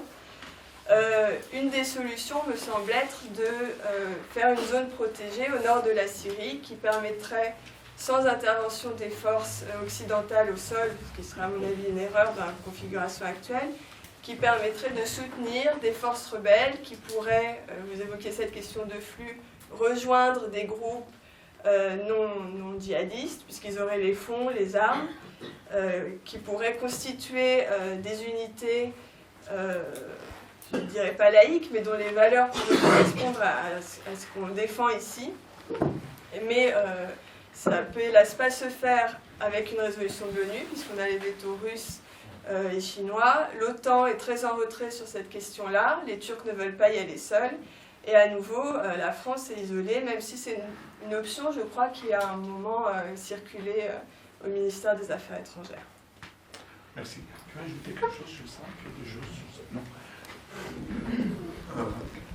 Oui, en fait, non, ça n'a pas l'air de le gêner d'avoir une autre position que l'extrême droite. Bon, je dirais deux choses. La première, c'est que cet accord, tacite, mais que l'on peut constater aisément, il résulte quand même, il renvoie quand même pas mal à une forme d'islamophobie et une forme de laïcisme excessif et instrumentalisé, où on a en effet l'idée que de l'extrême droite à cette partie de la gauche, que la grande croisade, j'allais dire, de l'époque, c'est de résister à l'islamisme, etc. Et donc ça conforte l'idée de la politique du monde mal. Maintenant, je dirais que je n'utilise pas trop cet argument, bien que je le vois comme vous, sur la parenté entre le discours de l'extrême droite, etc., parce que c'est un argument qui va être pris pour polémique, même s'il est fondé. Hein. Et je pense que dans cette affaire-là, il y a tellement d'effets de manche et de postures polémiques que si on va dans cette voie, je pense qu'on donne plutôt des instruments pour déplacer le débat sur un terrain polémique, parce qu'il y a beaucoup de circonstances dans lesquelles finalement on se trouve. Moi, en 2005, j'ai voté comme Le Pen sur l'histoire du traité budgétaire européen, si vous voulez. Donc on peut toujours se renvoyer ce genre de choses, et donc il vaut mieux aller au fond plutôt que d'utiliser ce type d'argument, même si en effet ça devrait quand même un peu mettre mal à l'aise. Mais sur la question de russe, principalement, quand on lit un livre comme Dans la tête de Vladimir Poutine, qui a été publié récemment, on comprend qu'il y ait un moment, un lieu où il y a une rencontre entre un certain imaginaire d'extrême droite et un certain imaginaire de gauche. L'extrême droite, c'est parce que les références de Poutine sont essentiellement des références réactionnaires au sens vrai du mot, c'est-à-dire anti-révolutionnaires, contre-révolutionnaires, comme on disait des contre-révolutionnaires contre la Révolution française au XIXe siècle, c'est contre-révolutionnaire au XXe siècle. Bon. Et il cite toujours des penseurs russes, justement, qui étaient contre la Révolution et qui étaient seulement préoccupés par, d'un point de vue populiste slaviste, et de défendre les frontières de l'Empire russe de Nicolas Ier. Bon. Et donc, comme il est anti-européen, contre la décadence occidentale, libérale, etc., bon, il se trouvait aussi des points de rencontre, même avec le régime iranien, par exemple, sur ces points idéologiques, pas seulement stratégiques et géostratégiques, et sur des intérêts locaux. Enfin, je pense. Effectivement, il a décrit les contradictions qui existent et les problèmes auxquels on fait face. Il y a eu quand même des mobilisations, mais qui restaient relativement faibles comparées à celles sur la Tunisie ou sur l'Égypte. Sur la Tunisie, au meilleur moment, en janvier 2011, on était 15 000 à manifester. Sur la Syrie, au meilleur moment, entre 700 et 1500. Maintenant, il y a des courants qui ont fait, il y a eu des libertaires, il y a l'ONPA, il y a une partie d'ensemble. Mais c'est difficile et tous ces courants sont traversés par les mêmes contradictions. Alors, ce qui m'a étonné pour plusieurs d'entre vous, vous n'avez pas mentionné des mobilisations qu'il y a eu sur des bases très spécifiques et sur une constellation particulière au moment de l'attaque des djihadistes sur Kobané, où je ne dis pas que la chose n'est pas problématique, parce qu'autant il y avait de volonté d'appuyer des forces qui combattent les djihadistes et des forces à l'intérieur, autant une partie des forces kurdes dans une position ambiguë ou ambivalente vis-à-vis du régime d'Assad. Donc je ne dis pas que c'est tout à fait que c'est noir et blanc, ou que c'est tout rose et tout blanc, mais ça aurait peut-être mérité, justement, sous cet angle des contradictions, mention. Et pour finir, aujourd'hui, la France a effectué ses premières frappes, soi-disant contre Daesh en Syrie. Il y a eu des premières déclarations, mais j'ai entendu ça avec une demi-oreille parce que c'est trop frais. Est-ce que vous avez des commentaires par rapport à cette actualité qui s'est ouverte? Je dis, en tant que membre d'ensemble, je voudrais donner acte à Denis Siffert que nous sommes totalement d'accord avec son analyse, en précisant qu'Ensemble, donc qui est membre du Front de gauche, est aussi composante du collectif aux côtés de la révolution syrienne, qui inclut d'autres courants politiques d'extrême gauche et des courants syndicaux, donc qui mènent un combat avec leur faible force pour essayer de concrétiser cette solidarité avec la révolution syrienne. Donc j'ai pas grand-chose à ajouter, simplement deux choses. La première, c'est que il me semble que ce qui pèse sur la gauche, c'est que justement, le reste de la gauche, disons, c'est qu'elle a beaucoup de mal maintenant à utiliser ces notions de révolution et de contre-révolution. Et que la grille de lecture par rapport à la révolution syrienne et aux contre-révolutions syriennes, du côté du régime et du côté de Daesh, c'est une grille de lecture qui est écartée au profit du simplisme qui dit il y a le régime qui n'est pas très sympathique, mais qui est un barrage par rapport à un islamisme dont on ne sait pas très bien ce qu'il est, qu'on se garde bien d'analyser dans le détail. L'autre élément qu'il faut noter, c'est qu'il me semble que, paradoxalement, pèse sur cette gauche le fait que les révolutions arabes, puisqu'on a utilisé le terme révolution pour les révolutions arabes, et ce processus-là déçoit, et qu'on s'y perd, on ne sait plus très bien où on en est, et ça vient redoubler cette distanciation par rapport à la situation en Syrie. Dernier point, il me semble qu'il n'y a pas de... Je conteste la symétrie entre l'extrême gauche et l'extrême droite sur cette question, parce que du côté de l'extrême gauche, il y a semblé beaucoup de confusion. Ce qui est douloureux, c'est que les principes sont violés, en l'occurrence, les valeurs sont bafouées, alors que du côté de l'extrême droite, il y a une très grande cohérence. Et que l'alliance avec Poutine, les logiques fascistes de mépris et de haine du peuple ont leur cohérence. Et que de ce point de vue-là, il n'y a pas de symétrie, hélas, parce qu'en face, il y a un adversaire qui, lui, sait très bien, et on voit aujourd'hui les dégâts que ça produit dans les consciences. Tout à fait, merci. Hada? Moi d'abord je tiens à remercier parce que les interventions étaient très riches et très complémentaires. Et je profite de votre connaissance et de votre connaissance des deux côtés, c'est-à-dire de la révolution syrienne et de la France, pour poser une question qui nous préoccupe beaucoup, nous les Syriens, je parle en tant que Syrienne. C'est comment faire, parce que même pendant 4 ou 5 ans, ce bloc de la gauche n'a pas bougé. Il nous pose toujours les mêmes questions, il pense toujours de la même façon. Et nous aussi, on n'a pas bougé, c'est-à-dire on tient toujours et on insiste et on veut absolument les avoir avec nous. Et malgré ça, donc, est-ce qu'il y a des orientations ou il y a des choses que nous, parce que vraiment pendant 5 ans, on n'a pas arrêté. Est-ce qu'il y a pas des ordonnances, mais des orientations, pour nous éclairer, pour aller ailleurs, parce qu'on sait que le chemin est encore très très long avant la libération de la Syrie. Donc on a encore beaucoup de travail à faire ici, en France. Est-ce qu'il y a des indications, ou je ne sais pas, est-ce que vous avez, d'après vos expériences, des projets à faire aujourd'hui? Je crois que ça répond, oui, je pense que ça répond à ce qu'attendent malheureusement, je vais dire, les Français. Moi, je lis la presse hebdomadaire, je suis absolument stupéfait depuis maintenant 2 ou 3 semaines de voir Le Point, l'Express, ne parle plus que de Daesh. Le régime syrien est totalement absent. Le ministre de l'Intérieur, Cazeneuve, sur BFM, il y a 8 jours, parlait également les réfugiés viennent parce qu'ils fuient Daesh. Personne ne nous dit qu'ils fuient le régime syrien. On a vraiment l'impression aujourd'hui que la préoccupation des Français, c'est de ne pas voir arriver le produit là, de Daesh, leurs écoles de formation, les 1500 Français, et que le peuple syrien, on s'en fout. Enfin, c'était assez terrifiant.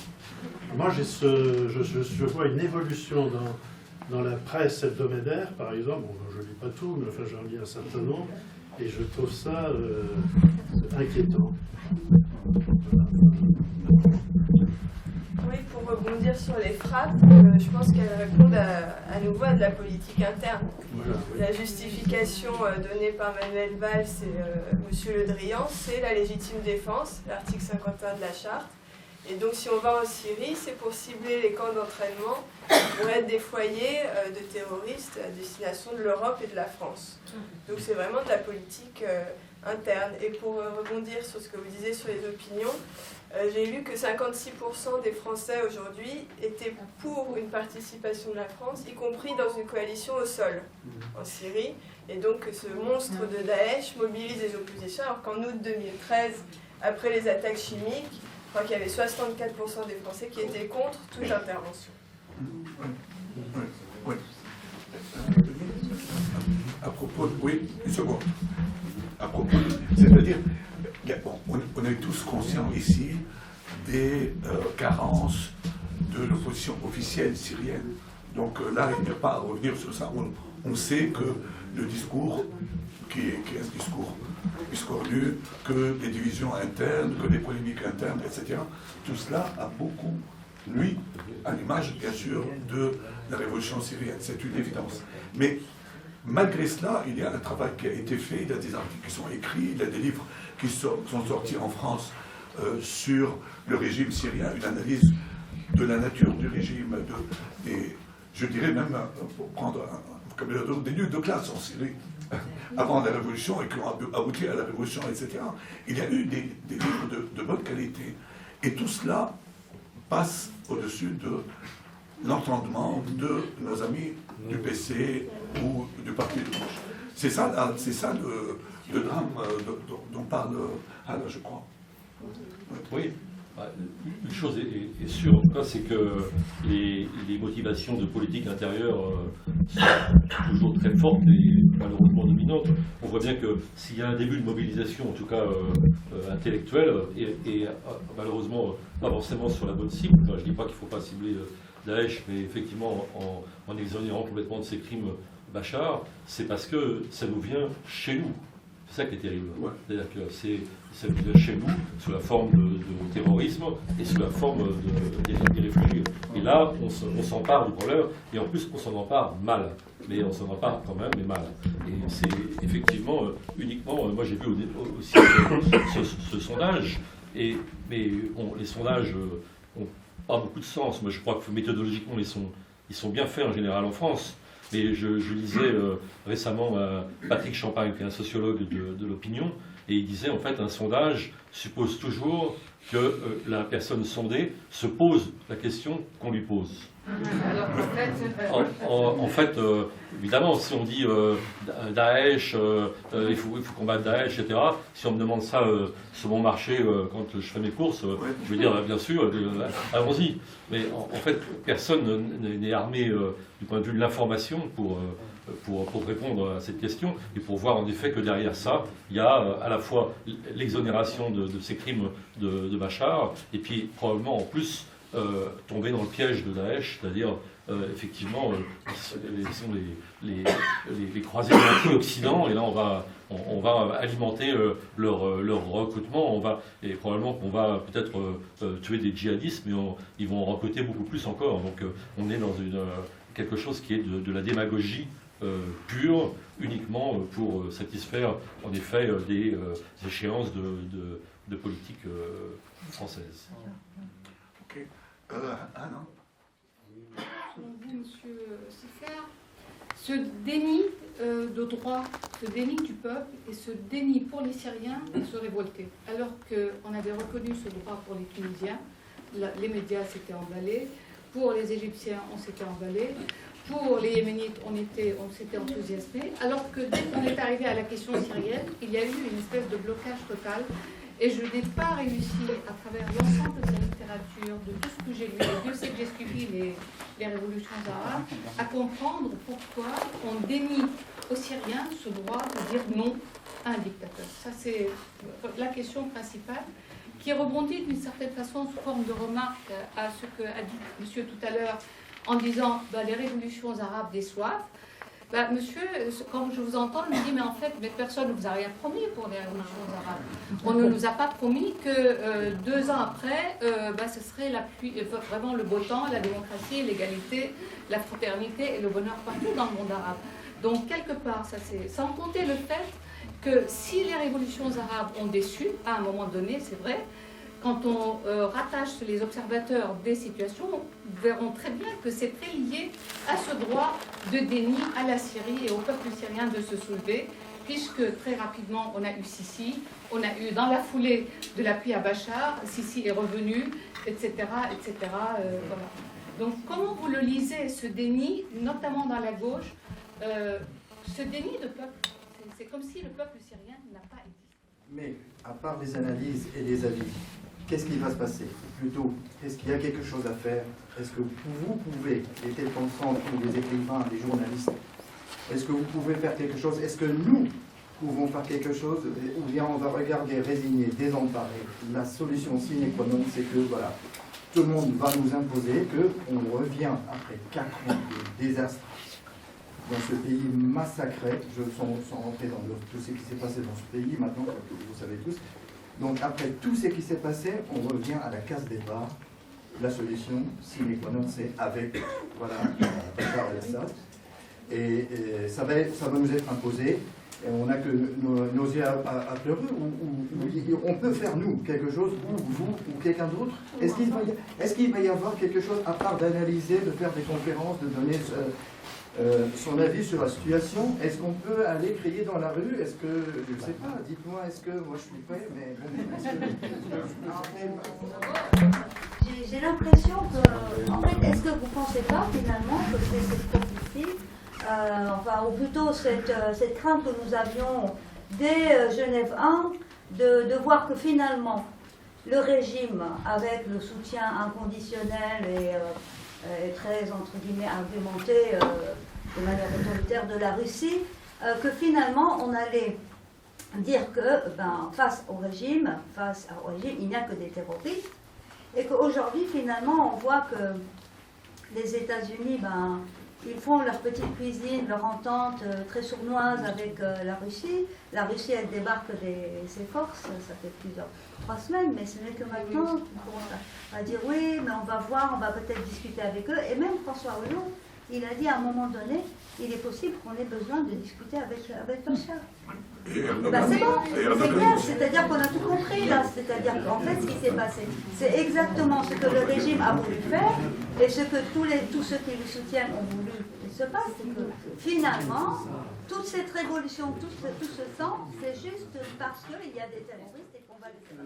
La révolution au Rojava a vraiment des chances de réussir malgré ce qu'on entend avec la pression turque, malgré les attaques de Daesh et du régime de Bachar al-Assad, et aussi un peu malgré peut-être l'appareil du PKK. J'avais lu dans le monde diplomatique que malgré la démocratie qui s'était installée là-bas, on voyait quand même qu'il y avait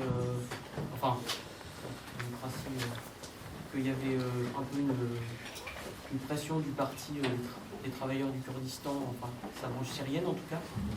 Et la deuxième question, c'était est-ce que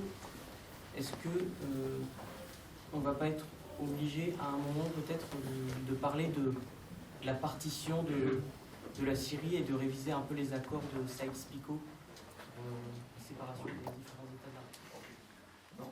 C'est un peu ce que j'ai essayé de dire. C'est vraiment le résultat d'une vision faussement géostratégique. C'est-à-dire que dans l'imaginaire d'une partie de la gauche. Ben Ali et Moubarak, ils étaient du côté du Manche américain. Donc quand ils sont bousculés et même chassés par leur peuple, c'est une révolution. En revanche, Assad, c'est le front du refus dans cet imaginaire. Et on a vu ça aussi avec Kadhafi. C'est-à-dire qu'il y avait une image figée de Kadhafi, grand révolutionnaire, etc., alors qu'il avait viré sa cutie plusieurs fois au long de l'histoire. Donc je crois que c'est vraiment ça qui fait qu'on démobilise sur la question syrienne, parce que finalement, Assad, Poutine, etc., c'est des gens pas très recommandables, mais qui résistent à l'impérialisme américain, ou qui ont résisté au sionisme, et que sais-je encore. Je crois que c'est cette lecture-là qui fait qu'on démobilise là-dessus, et qu'il y a un déni, on fait comme vous le dites, de la révolution syrienne. Est-ce qu'il y avait quelque chose dans vos discussions avec Vladimir autour de ce qu'on dit sur le partage de la Syrie, sur la division de la Syrie et tout ça? Est-ce que vous abordez cette question dans le livre? On en parle très rapidement. On y voit, il y a bien sûr ce site américain. On n'entend pas. Oui. Je veux dire, si on veut suivre un petit peu la situation militaire, il y a un site qui s'appelle, je crois, Institute for Study of War, là, qui est très bien fait, qui donne 2 ou 3 fois par mois la situation militaire. On en parlait avec Vladimir, mais on n'y voyait pas très clair, parce que c'est très confus. Alors, dans les choses, j'en parlais tout à l'heure, parce que Vladimir se réjouissait de voir que le front, ils ont appelé ça, je ne sais plus comment, ça regroupait une 60aine d'associations, de mouvements dans le sud du pays, où l'armée syrienne libre était dominante, et où même le front al-Nosra était assez discret, et bon, ils bénéficient d'armements. D'ailleurs, Vladimir me disait, c'est quand même étonnant, maintenant on leur donne des missiles sol-sol pour détruire des voitures. Il y a trop de choses qui arrivent, fournies par les États-Unis, par l'Arabie Saoudite via la Jordanie. Donc dans le sud, ça représente une force réelle. Bon, malheureusement, ça n'est plus en tout cas, c'est beaucoup moins le cas dans le reste du pays, où le front de soutien est très important. Donc on n'a pas de... Tout ça, c'est en suspens. Hein. Il y a beaucoup de choses qui se passent sur le plan militaire. Bon, il est évident que quand on regarde le projet, c'est une espèce d'État, effectivement, allant de Alep, en passant par toute la Méditerranée. On descend avec cette espèce de corridor le long de la frontière libanaise, enfin Homs, Damas, et jusqu'au Golan. Bon, ça paraît... est-ce que c'est... J'avais discuté avec un journaliste libanais, Michael Young, donc il disait qu'évidemment c'est leur projet, mais lui il ne croyait pas de toute façon, si on se retrouve sur un petit État alaouite, Bachar se fera descendre par son peuple qui de toute façon n'en peut plus, quoi. Voilà. Enfin, donc on est vraiment pour l'instant dans l'obscurité. J'ai une question kurde. Sur la partition et les Kurdes, la partition, dans la configuration actuelle, je ne pense pas non plus. Enfin, on voit bien où seraient les Alaouites, on voit les Kurdes qui s'en sortiraient relativement bien, peut-être sous la houlette du PKK, même si on peut regretter son fonctionnement, mais avec une unité géographique, avec des ressources, on l'imagine. Les chrétiens, on ne sait pas bien où ils iraient. Ailleurs qu'au Liban. Donc je ne suis pas sûre que ça n'implique pas des mouvements de population trop importants et des massacres pour être réalisés. Plus que les frontières, je pense que ce sont les États qui sont en crise aujourd'hui. Ce sont les États centraux. Donc on irait peut-être vers une fédéralisation de ces pays, un peu à la manière de ce qui a été fait en Irak, mais on voit bien que l'État devient une succession de milices en Syrie, avec... Des milices qui prennent des décisions autonomes. Le pouvoir central est évidemment, à mon avis, maintenant très affaibli. Et sur la Russie, ce qui pourrait être proposé, alors on verra demain à l'Assemblée Générale des Nations Unies si les choses évoluent, si les jeux sont faits. J'ai bien peur qu'à notre échelle, on ne puisse pas faire grand-chose, sinon rappeler, mettre l'accent sur la résistance civile, sur des choses qui rappellent l'histoire française, l'histoire de la résistance, l'histoire de la Révolution, la lutte contre l'oppression qui fait partie de notre déclaration des droits de l'homme et du citoyen. Tout ça, c'est un peu prêché dans le désert, mais je pense qu'il faut le répéter pour rendre audible le combat du peuple syrien dont on ne parle plus.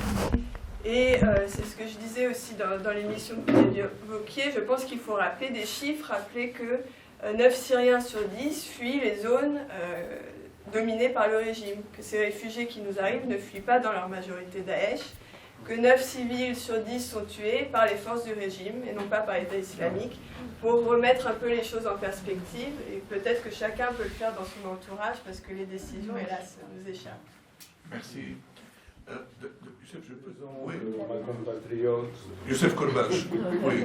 C'est que les déplacements de population seraient tellement gigantesques qu'ils sont créés un État alaouite, ça n'a aucun sens. La moitié de la population des Mohafaza de Tartous et de Latakia ne sont pas alaouites. Idem pour Damas, qui est une ville. Quant aux chrétiens de Syrie, les pauvres, c'est une quantité négligeable aujourd'hui. Je ne pense pas qu'on puisse se poser la question. Mais moi, j'avais une question à vous poser, mais là, c'est une question de type historique plutôt, puisque le thème, c'est la France et la Syrie. Quelle est, d'après vous, la responsabilité du mandat français dans l'émergence de la structure du pouvoir actuel en Syrie?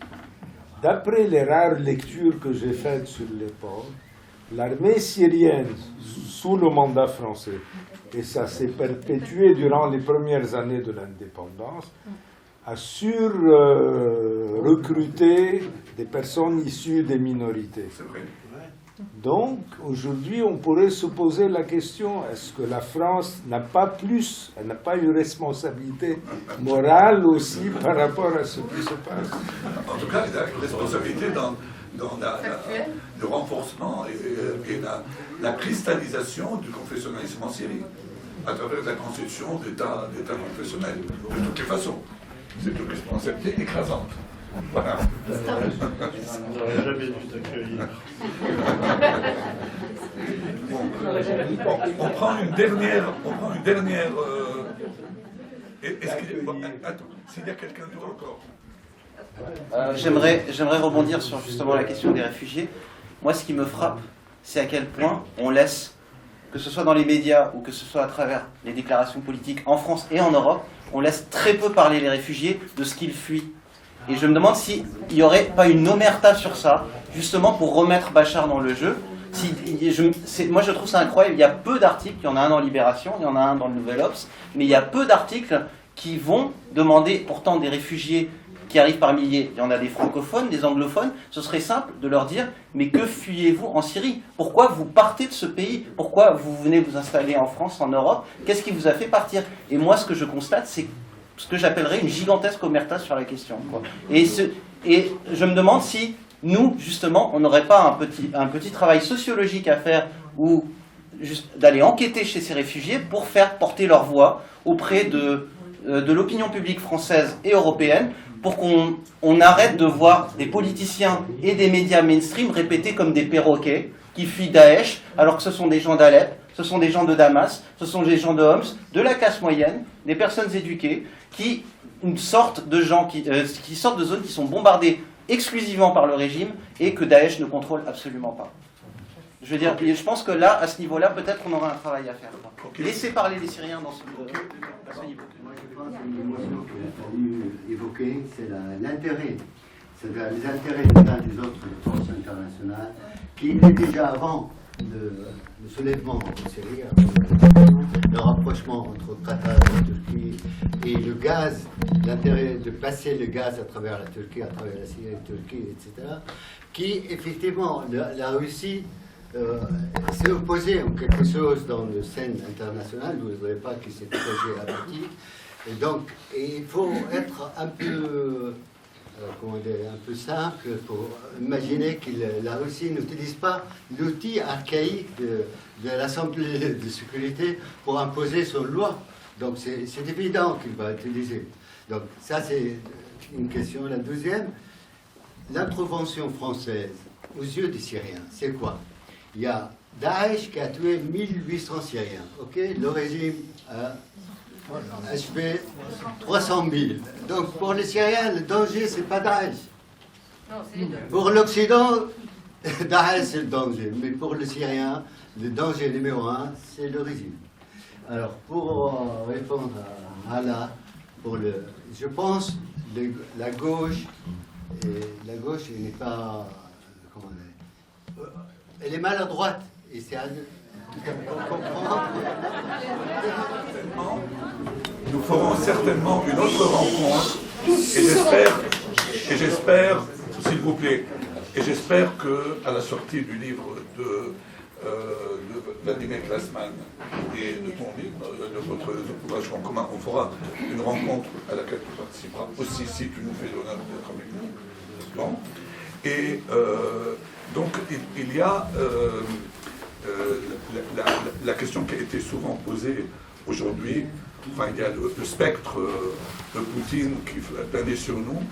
Et c'est pour cela, je crois, que la prochaine rencontre qui aura lieu le 25 octobre sera sur la Russie et la Syrie. Bon, je crois qu'il est temps d'en parler. Voilà. Et il y a deux annonces à faire que notre camarade en chef, Namis va. En fait, il y a beaucoup des interventions très intéressantes au mois d'octobre, d'ici jusqu'à mois d'octobre, surtout à l'Institut du monde arabe. Il y a aussi le 17 avec Jacques Radit et Léna Cheidi. Tous ces événements sont sur le site souriaouria.com, vous pouvez aller le voir. Et aussi pour quelque chose, d'après Denis, que c'est la question syrienne, en fait, c'est un peu compliqué et tout ça. On a fait un document qui s'appelle « La question syrienne pour les nuls », qui existe en fait sur le site. Il y a encore un document PDF, vous pouvez l'imprimer. Il est aussi traduit en anglais, il se trouve sur notre site. N'hésitez pas à l'imprimer et à le distribuer. Merci.